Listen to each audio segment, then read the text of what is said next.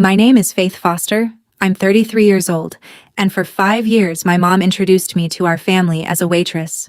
Not an electrician. Not a business owner. A waitress. And, after her second glass of Chardonnay, the family disappointment.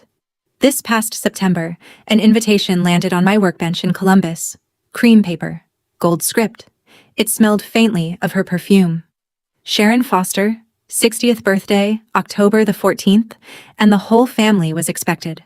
40 guests, one rented hall, and a version of me that my mother invented. What she said in front of those 40 guests, and what I handed her right after, ended a lie 14 years in the making. But here's what none of them knew. 3 days after that party, my mother was set to lose everything she had, and I was the only person alive who could stop it. Welcome back to Hidden Family Revenge, where quiet women stop apologizing for the lives they built, and the truth always finds the light switch. If this story finds you somewhere familiar, drop a comment telling me where you're listening from, and be sure to subscribe, because you will want to hear how this one ends. The invitation sat on my workbench for a week before my phone rang. I run an electrical contracting company on the east side of Columbus, 28 employees, 12 vans. That morning, I was elbow-deep in a bid for a hospital wing when Aunt Carol's name lit up the screen. Carol is my mother's older sister, and the only person in our family who calls me at work like I have a job. "Faithy," she said, "tell me you got the invitation." I said I got it. She let the silence sit there, the way she does.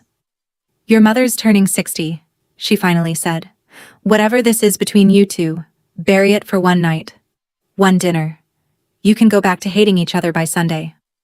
I told her I didn't hate my mother. That was true. And it was also the most complicated sentence I own. "Then come early," Carol said. "The hall's floodlights are shot and the rental company wants $400 to look at them. You're handy." Handy. I bid $2 million jobs, and to my family, I am handy. I said yes anyway, and my hand was tight around the phone when I said it. Here is the detail I chewed on for the next 3 days. The invitation came from Carol. She addressed it, she stamped it, she mailed it. My mother never asked for me. My mother, as far as I knew, was perfectly happy with the story she'd been telling everyone since I was 28. That her daughter waited tables somewhere in the city, that it was a shame about me, that some kids just don't turn out. I loaded my tools that Thursday and drove 90 minutes back to Millbrook, toward the woman who invented me. To explain what happened at that party, I have to take you back to a garage that smelled like copper wire and coffee. My dad, Ray Foster, was an electrician. One man, one white van with blue letters, Foster Electric, and a reputation in 3 counties for never cutting a corner. I was 12 the first time he let me wire a practice panel he'd mounted on plywood.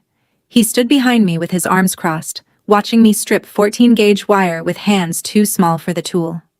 "Slow is smooth," he'd say. "Smooth is fast." Saturdays in that garage were the best education I ever got. He taught me that electricity is honest. It does exactly what the person who installed it deserves. He taught me to respect load, to label everything, to never trust a wire I hadn't tested myself. And once, when I asked him why he never put his name on a bigger sign, he wiped his hands on a rag and said the sentence I have carried my whole life. "Load-bearing walls don't ask to be noticed, Faith." Then he winked and went back to work, like he hadn't just handed me a religion. My mother watched all of this from the porch. She'd bring out lemonade, set it on the step, and go back inside. In all those years of Saturdays, she never once came into the garage. She loved my father. I want to be fair about that. But she loved him in a pressed shirt, church pew way, and the garage embarrassed her. I thought it was the grease. It took me 20 more years to understand it was the calluses. I should have understood it then, standing on that porch line between them. It would have saved me a decade. My dad died on a Tuesday in March, 14 years ago, kneeling in front of a breaker panel at the county fairgrounds. His heart gave out at 51. He'd been feeling tired for months and treating it with black coffee, because men like my father don't take mornings off. I was 19, a sophomore in electrical engineering at Ohio State, the first Foster ever to get that far. Then the paperwork started, and the paperwork told the truth the way paperwork does. His life insurance was small. The van had a lien on it. The house on Maple Street had a second mortgage I'd never heard of, and the checking account had less in it than my meal plan. Somebody had to work, and my brother Nathan was 22 and buried in pharmacy school, the family's official investment. So one night I sat at the kitchen table with a legal pad and did the math out loud. Tuition on one side, groceries and mortgage on the other. My mother sat across from me with her hands folded, and I waited for her to fight me on it. To say, finish the semester, we'll find a way, your father would want it. She didn't. She looked at the legal pad for a long moment, and then she said, just don't tell anyone at church yet. Not don't do it. Don't tell anyone. I remember the refrigerator humming. I remember thinking I must have misheard her, that grief scrambles people. I withdrew that Friday. And the thing I know now, that I refused to know then, is that my mother buried two things that march: her husband and the version of her daughter she could brag about. Only one of them got a headstone. For the next few years I waited tables at a steakhouse off the interstate, and I want to be clear about something. It was good, hard, honest work, and the tips kept the lights on at 214 Maple Street. My mother told people I was figuring things out. What I was figuring out was an application to the Electricians Union Apprenticeship Program, which I filled out on a break room table during my double shifts. 5 years of training. Paid while you learn. At 20, I got in, one of 2 women in a class of 40. And I drove to Millbrook on a Sunday to tell my mother over pot roast, because I thought, God help me, that she'd be proud. She set down her fork. She looked at me the way you look at a stain on good carpet. An electrician, she said, testing the word. Like your father. I said yes, exactly like my father. And my mother, with the pot roast steaming and Nathan's framed pharmacy degree already hanging gold and centered in the living room behind her, smoothed the tablecloth and said, in this family, we hang diplomas, not aprons. Nathan studied his plate like it owed him money. Nobody said anything else. That sentence had a whole cosmology inside it, and I would spend the next decade learning its rules. Rule 1. It is better to look successful than to be solvent. Rule 2. A daughter's job is to be presentable. Rule 3. There is a kind of work this family climbs on, and a kind it climbs away from, and my father and I were the latter. Within a year, I heard from a cousin that Mom was telling the aunts I was still waitressing. Still. Like a chronic condition, like something you catch. People always ask the same question, why didn't you just tell everyone the truth? I did. Twice. Learn from me. The first year my company existed, I mailed my mother a brochure. Glossy paper, our fleet of vans lined up, my name printed at the bottom, Faith Foster, owner. I thought paper would work on her, since paper was the only currency she respected. It came back in 9 days, unopened, the envelope not even slit. She'd written on a sticky note, in her looping church bulletin cursive, please stop confusing your aunts. That was all. The second time was at my Uncle Pete's funeral, 2 years later. Aunt Carol's husband, a good man who once lent Dad his truck for a month and never mentioned it. At the reception, my cousin Denise asked, loudly and kindly, if I was still at the restaurant, and I was tired. So I told the truth. I own an electrical company, I said. 22 employees at the time. We just wired the new elementary school in Grove City. And my mother materialized out of the casserole line with tears already standing in her eyes and said, Faith, honey, please. Not today, of all days. Then, softer, to Denise. She embellishes. It's been hard since her father. She dabbed her eyes and everyone looked at me. The daughter making scenes at a funeral, upsetting a widow who had buried a husband and was now watching her sister bury one too. You cannot fact-check a crying mother. There is no paperwork for that. Whatever I said next would only prove her story, so I said nothing, and the silence notarized it. So I stopped correcting the record. I built things instead. Quietly. That was my first mistake, and it took 5 more years to invoice me for it. Here's what quiet looks like, spread over 9 years. Journeyman card at 24. Master electrician license at 28. The same year, I signed a lease on a garage bay with 2 used vans and a coffee maker that only worked if you threatened it. I named the company Foster and Daughter Electric. People assume the name runs father to child, some proud old man handing down the business, and I let them assume it. The truth runs the other direction.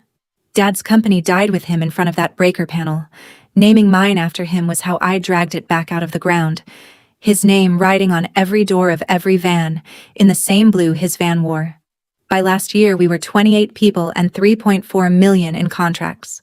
Schools, clinics, a hospital wing, and one job I never told my mother about, because God has a sense of humor, and so does the bidding process. 14 months ago, the First Methodist Church of Millbrook, my mother's church, the pews she has polished her reputation on for 40 years, caught fire from 60-year-old aluminum wiring in the fellowship hall. Nobody hurt. The rebuild committee took bids for the electrical, and my estimator flagged it as a solid municipal adjacent job, and we won it. I stayed off the site, sent my best crews, kept my name on the paperwork as F. Foster, which everyone reads as a man. If the name ever snagged on her, she never showed it. Foster is half the phone book in that county, and in her cosmology, her daughter carried trays. My mother sat on that rebuild committee.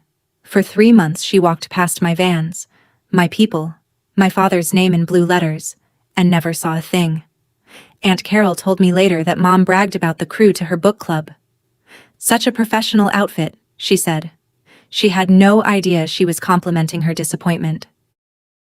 By this fall, I had one dream left with a price tag on it: the old Hartwell building on Parsons Avenue, brick, 1920s, 11,000 square feet of dead department store that I wanted to fill with training benches.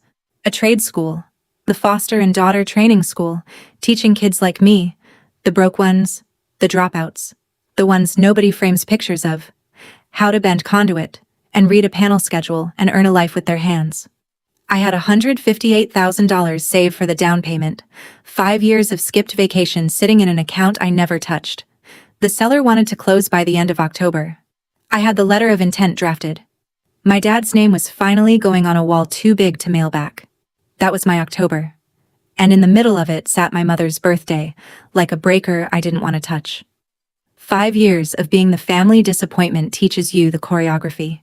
The kids' table at Thanksgiving at 31 years old, cousins asking if I was still waitressing while their husbands asked me, unironically, to look at their flickering hallway light. I could have skipped the party. I'd skipped things before, and the sky stayed up. But Carol had asked, and Carol never asks for anything twice, and some stubborn Foster gene wanted to stand in that hall one last time before my real life started. One night, I told myself, driving west on I-70 with my tools rattling behind me. One night, then the Hartwell closing, then finally a life with my own name on it. The universe heard that and smiled. Because what I found in Millbrook that week wasn't a party. It was a house fire, the slow kind, and everyone I loved was still inside. I got to Millbrook 2 weeks and change before the party. Carol's chore list had a way of multiplying, and checked into the Hillside Motel, because staying at my mother's house stopped being an option years ago, and both of us pretend that's normal. Thursday afternoon I drove past 214 Maple Street slow, the way you'd read an old report card. From the curb, the house was perfect. Hedges squared off, porch swept. The lawn edged so clean it looked drawn with a ruler. A lawn service does that, and lawn services cost money. But I grew up in that house, and I read houses for a living. The paint on the south side, behind the gutters, was peeling in sheets. One downspout was rusted through and somebody had aimed it away from the foundation with a paver stone, a 50-cent fix for a $5,000 problem. The garage roof had a tarp corner showing under the shingles, tucked back where the street couldn't see it. A house with a perfect face and a rotting back is a house performing for somebody. Friday morning I went to the rental hall to look at the floodlights Carol wanted fixed, and that told me more. The shot floodlights were fine. The wiring feeding them was the problem. Somebody had run a cheap extension line through a junction box with no cover, a shortcut job, the kind of thing you do when the quote scares you. I fixed it in an hour with parts from my van. But standing on that ladder, I kept thinking about the tarp and the downspout and the paver stone. Somebody in my mother's tidy world had been cutting corners for a long time, quietly, exactly where nobody looks. And I know better than anyone alive what my family does with things it doesn't want seen. You have to understand what my mother built, to understand what she was terrified of losing. Sharon Foster is a widow of 14 years who turned widowhood into a career. Rebuild committee at First Methodist, treasurer of the book club that meets at Linda Pruitt's house. And if you don't know a Linda Pruitt, she is the town's radio station, broadcasting on all frequencies, no off switch. My mother hosts the committee brunch every spring, real tablecloths, the good china that only she is allowed to wash. In Millbrook, being Sharon Foster means something, and what it means is, that woman held it together. Husband dropped dead and she never missed a Sunday, never let the hedges go, raised a pharmacist. The town gave her a title, Strong Widow, and she has paid its dues in casseroles and appearances for 14 straight years. Saturday, helping Carol haul folding chairs, I watched Mom hold court on the hall's front walk with Linda and two committee women, laughing with her head tipped back, wearing pressed slacks on a Saturday. She saw me carrying chairs and gave me the nod she gives the caterer. Fine, I know my role in this production. But that evening, loading Carol's van, my aunt looked back at the hall and said something that stuck in me like a splinter. 60 years old? Carol said, half to herself. And God knows how she keeps that house on nothing. I asked what she meant by nothing. Carol suddenly got very busy with a chair strap. Your father's insurance, I mean. It wasn't much. She stretches it. Carol is a bad liar and knows it, which is why she started the van. I stood in the parking lot with a folding chair in each hand, doing math I didn't like. My brother Nathan showed up Sunday to help set up the tent for the overflow seating, and Nathan does not do tents. He's a pharmacist in Dayton, 2 kids, a good lawn, the family's finished product. We're not enemies, my brother and me. We're something worse. Polite.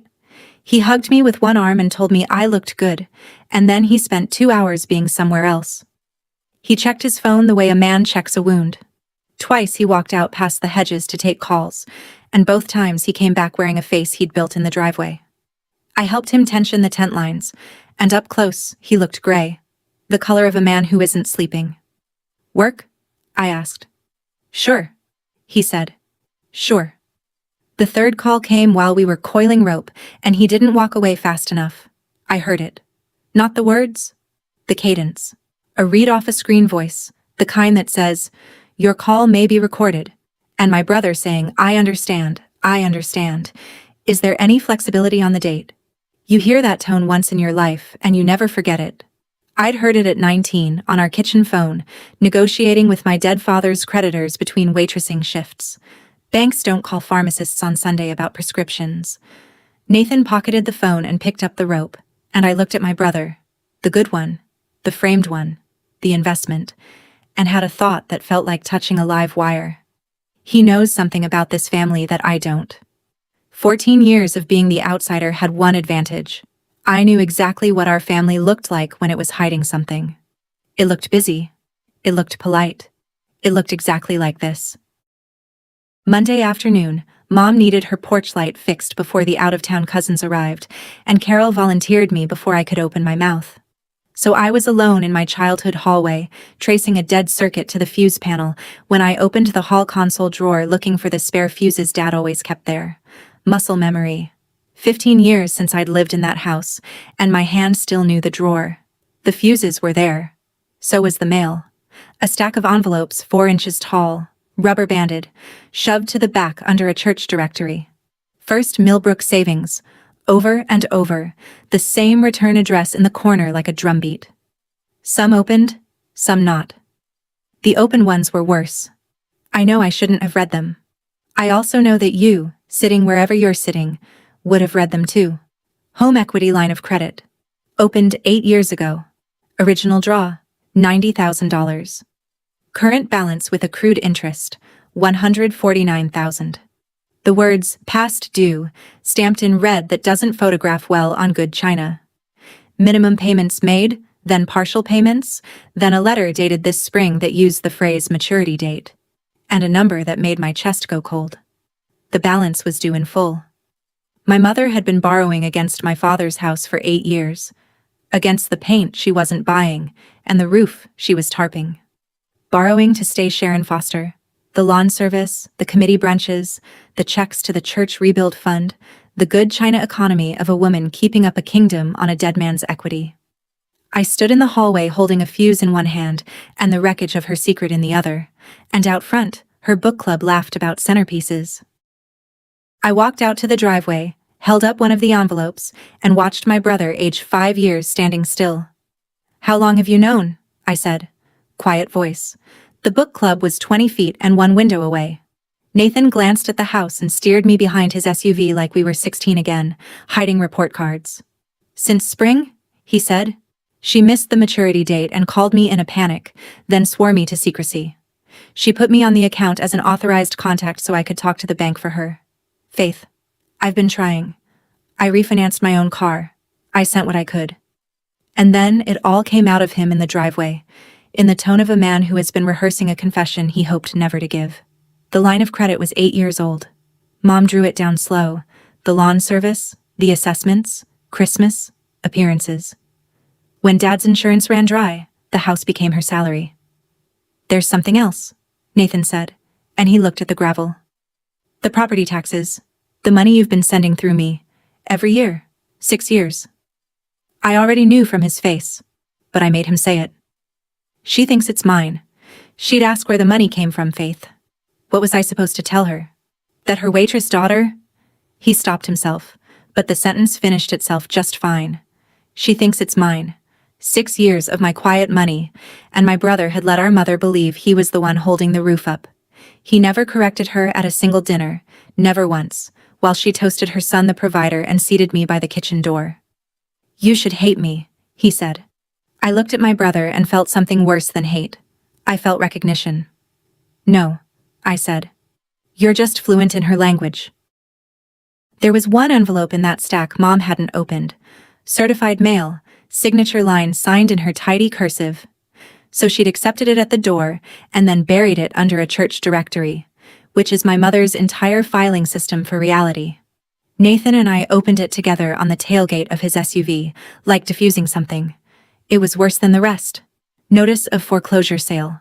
Legal language stacked like cinder blocks, and in the middle of it, a date in bold. The property at 214 Maple Street would be sold at sheriff's auction on October 17th. I read it twice. Then I took out my phone and looked at the invitation Carol had mailed me, because I needed to see the 2 dates side by side to believe them. The party, October 14th. The auction, October 17th. My mother was going to stand in a rented hall in pressed slacks, raise a glass with 40 guests under lights I had fixed for free, and celebrate 60 years of Sharon Foster. And 72 hours later, the county was going to sell my father's house off the courthouse steps. Nathan kept saying, "We have time. There are programs, I'll call Monday." The way people talk when the math has already eaten them. I wasn't listening. I was standing in the driveway where Dad taught me to back a trailer, holding the date in my hands. October 17th. 3 days after the party. I want you to hold on to that date the way I did, because every single thing that happens for the rest of this story happens against that clock. That night at the motel, I laid the invitation and the notice side by side on the bedspread and sat there a long time, listening to the interstate hum like a loaded neutral.